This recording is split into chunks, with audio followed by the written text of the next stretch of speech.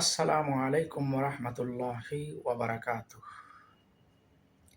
সুপ্রিয় দর্শক শ্রোতা, আশা করি মহান আল্লাহর রহমতে সবাই ভালো আছেন, সুস্থ আছেন।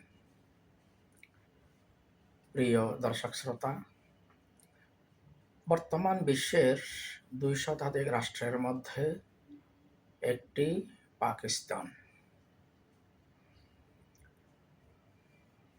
পাকিস্তান মোট জনসংখ্যার বিবেচনায় বিশ্বের পঞ্চম রাষ্ট্র এবং মুসলিম বিশ্বের মধ্যে দ্বিতীয় বৃহত্তম একটি রাষ্ট্র। পাকিস্তানের বর্তমান মোট জনসংখ্যা প্রায় ২৪ লক্ষ। আবার সামরিক শক্তির দিক থেকেও পাকিস্তান পিছিয়ে নেই।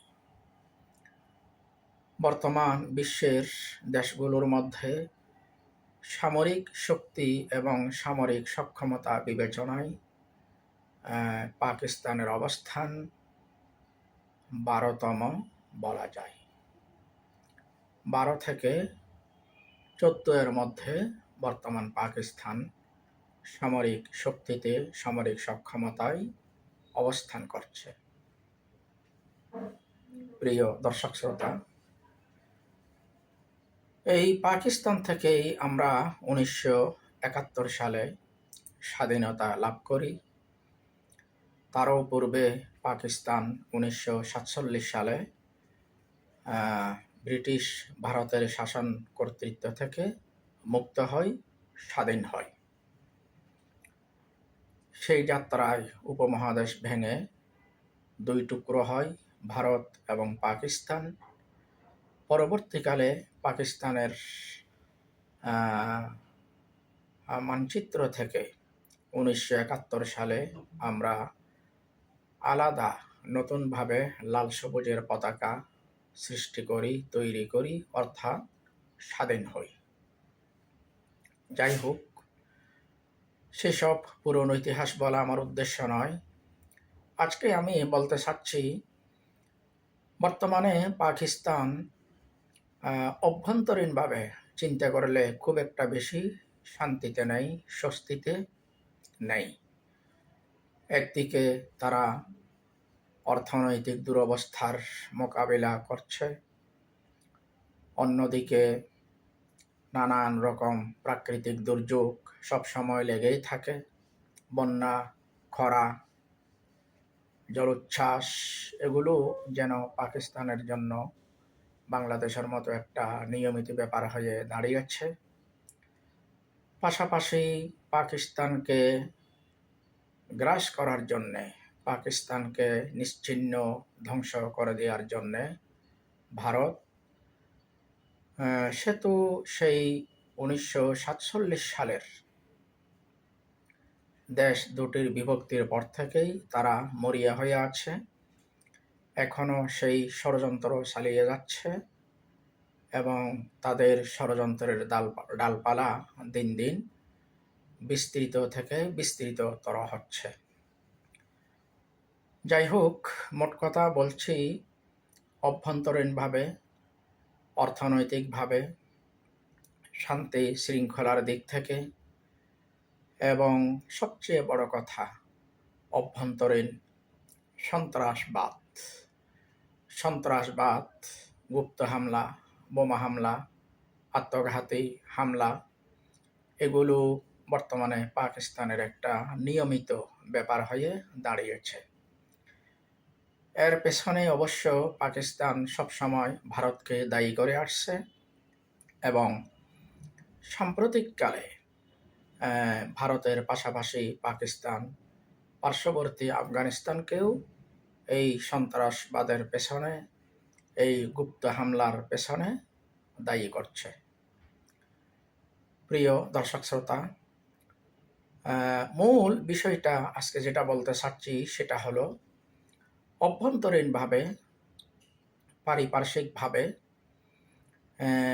এত সব ঝামেলার সত্ত্বেও, এত সব অশান্তি, অস্থিরতা, অরাজকতার পরেও আন্তর্জাতিক কূটনৈতিক অঙ্গনে বর্তমানে পাকিস্তান একটি আলোচিত নাম, পাকিস্তান একটি সুপরিচিত নাম হয়ে দাঁড়িয়েছে। সাম্প্রতিককালে আমরা দেখেছি বিশ্বের দুই পরাশক্তি, একদিকে সুপার পাওয়ার আমেরিকা, অন্যদিকে মধ্যপ্রাচ্যের সুপার পাওয়ার ইরান। এই দুই দেশের মধ্যে রক্তক্ষয়ী যেই যুদ্ধ, সেই যুদ্ধ থামানোর জন্যে বিবদমান উভয় পক্ষকে আলোচনার টেবিলে বসানোর জন্যে, উভয়কে যুদ্ধবিরতিতে সম্মত করার জন্যে পাকিস্তান যেই চেষ্টা করেছে, যেই প্রয়াস নিয়েছে এবং শেষ পর্যন্ত তাদেরকে যুদ্ধ বন্ধে, যুদ্ধের ময়দান থেকে ফিরিয়ে এনে সাময়িকভাবে হলেও একটি শান্তি চুক্তিতে বসাতে সক্ষম হয়েছে। এর মধ্য দিয়ে এই মুহূর্তে কূটনৈতিক অঙ্গনে, সারা বিশ্বের কূটনৈতিক আলোচনায় পাকিস্তান এখন সবচেয়ে বেশি আলোচিত একটি নাম, আলোচিত একটি দেশ।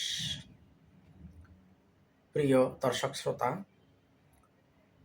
আমেরিকা এবং ইরানকে এই দীর্ঘমেয়াদী রক্তক্ষয়ী যুদ্ধের ময়দান থেকে আলোচনার টেবিলে শান্তির পথে, সমঝোতার পথে এবং চুক্তিতে আবদ্ধ করানোর পর এবার পাকিস্তান চোখ দিয়েছে, নজর দিয়েছে লিবিয়ার দিকে। আমরা প্রত্যেকে জানি, আরব বসন্তের সময় লিবিয়ার লৌহ মানব মুয়াম্মার গাদ্দাফি সুদীর্ঘকাল, কয়েক যুগ যিনি লিবিয়াকে শাসন করেছেন, লিবিয়াকে উন্নতি, অগ্রগতি এবং এক কথায় মোটামুটি একটি সমৃদ্ধিশালী রাষ্ট্রে পরিণত করেছেন যে মুয়াম্মার গাদ্দাফি, সেই মুয়াম্মার গাদ্দাফিকে হত্যা করা হয়। তার নিহত হওয়ার পর লিবিয়াতে যেই অরাজক পরিস্থিতি, যেই অস্থিরতা, যে অশান্তি, যেই পারস্পরিক যুদ্ধ বিগ্রহ শুরু হয়েছে, সেই যুদ্ধ বিগ্রহ, সেই অশান্তি, সেই অরাজকতা, সেই অস্থিরতা এখনো থামেনি। এমনকি মুয়াম্মার গাদ্দাফির যে গর্বিত রাষ্ট্র লিবিয়া, সেই শান্তি, সুখের, স্বস্তির দেশ লিবিয়া বর্তমানে এক ধরনের দুই টুকরো হয়ে গেছে। একাংশ এক সরকার শাসন করে, আর একাংশ আরেক সরকার শাসন করে, এবং একই দেশে এইভাবে দুটি সরকার বিদ্যমান। সেই বিবদমান দুই সরকারের মধ্যেও মাঝে মধ্যে হামলা, পাল্টা হামলা চলে আসছে। এক কথায় মুয়াম্মার গাদ্দাফির আমলে লিবিয়ার মানুষ যেই সুখে, শান্তিতে, স্বস্তিতে, আরামে দিন কাটিয়েছিল, সেই সুদিন মুয়াম্মার গাদ্দাফির নিহত হওয়ার মধ্য দিয়ে তখনই কাফন হয়ে গেছে, দাফন হয়ে গেছে, তিরোহিত হয়ে গেছে। তখন থেকে শুরু করে আজ অবধি লিবিয়াতে গৃহযুদ্ধ লেগেই আছে। এবার আমরা শুনছি পাকিস্তান সেদিকে দৃষ্টি দিয়েছে, উভয় পক্ষকে, উভয় সরকারকে কিভাবে আলোচনার টেবিলে আনা যায়, কিভাবে শান্তি সমঝোতায় ফেরানো যায়, কিভাবে আবারও মুয়াম্মার গাদ্দাফির সেই গর্বিত লিবিয়াকে আবারও ঐক্যবদ্ধ করা যায়, সেই চেষ্টায় পাকিস্তান এই মুহূর্তে লিপ্ত হয়েছে, নিয়োজিত হয়েছে। এবং আরও খুশির ব্যাপার হলো, উভয় পক্ষই নাকি পাকিস্তানের সাথে যোগাযোগ রাখছে, সম্পর্ক রাখছে। উভয় পক্ষই এক্ষেত্রে লিবিয়াকে একত্রীকরণের ব্যাপারে, উভয় পক্ষ মিলে কিভাবে লিবিয়াকে শাসন করা যায়, আবারও সেই সোনালি দিন ফিরিয়ে আনা যায়। এক্ষেত্রে উভয় পক্ষই পাকিস্তানের উপর তারা ভরসা রাখছে এবং আশা করছে তারা পাকিস্তানের মধ্য দিয়ে পুনরেকত্রীকরণ সম্ভব হবে, আবার তারা ঐক্যবদ্ধ লিবিয়া ফিরে পাবে। প্রিয় দর্শক শ্রোতা, এক্ষেত্রে শুধুমাত্র লিবিয়া নয়, শুধুমাত্র পাকিস্তান নয়, পাকিস্তানের পাশাপাশি পাকিস্তানের আরেক মিত্র সৌদি আরব, সৌদি আরবের সঙ্গেও সাম্প্রতিককালে পাকিস্তানের সামরিক চুক্তি সম্পাদিত হয়েছে। সেই সৌদি আরবও পাকিস্তানকে সমর্থন দিচ্ছে, অর্থাৎ সৌদি আরবও চাচ্ছে পাকিস্তানের উদ্যোগে, পাকিস্তানের নেতৃত্বে লিবিয়ার মধ্যে একটি শান্তি আলোচনা শুরু হোক, লিবিয়ায় আবারও শান্তি শৃঙ্খলা ফিরে আসুক এবং পাশাপাশি আমেরিকা, তুরস্ক এবং মিশর এই রাষ্ট্রগুলোও মোটামুটি পাকিস্তানকে সমর্থন দিচ্ছে। তো প্রিয় দর্শক, এই মুহূর্তে আমি যেটা বলতে চাচ্ছি সেটা হলো, পাকিস্তান একদিকে ঘরোয়াভাবে তার অভ্যন্তরে নানান রকমের অশান্তি, উশৃঙ্খলা, বিশৃঙ্খলা, অরাজকতা মোকাবেলা করলেও কিন্তু আন্তর্জাতিক অঙ্গনে তার যেই কূটনৈতিক প্রভাব, তার যেই কূটনৈতিক দাপট, তার যেই কূটনৈতিক সফলতা, সেটা দিন দিন উদ্ভাসিত হয়ে উঠছে এবং সেটা দিন দিন বিশ্বের সামনে পরিস্ফুট হয়ে উঠছে। পরিশেষে আমরা পাকিস্তানের কাছে আশা করব, পাকিস্তান আন্তর্জাতিক কূটনীতিতে যেভাবে একের পর এক সফলতার স্বাক্ষর রাখছে, সেরকম সফলতা তারা নিজ দেশেও রাখুক।